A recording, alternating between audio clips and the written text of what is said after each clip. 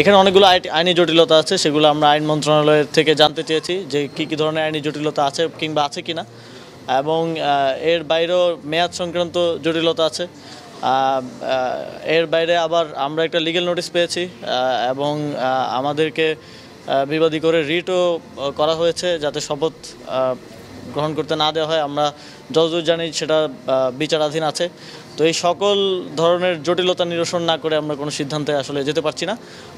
তো রিটের বিষয়টা এবং আইন মন্ত্রণালয়ের মতামত পাওয়া গেলে কোনো ধরনের আইনি জটিলতা না থাকলে শপথ দিতে কোনো অসুবিধা নেই। যারা সেখানে আন্দোলন করছেন আমরা দেখেছি বেশিরভাগই একটি নির্দিষ্ট রাজনৈতিক দলের নেতাকর্মী। আমাদের প্রত্যাশা থাকবে যে নগরবাসীর যে ভোগান্তি এবং ভোগান্তিটা শুধুমাত্র রাস্তা বন্ধ করে দেওয়ার জন্য নয়। আপনারা জানেন যে অনেক রেগুলার কাজ আছে সিটি কর্পোরেশনের, সেগুলো এক ধরনের স্থবিরতা হয়ে আছে।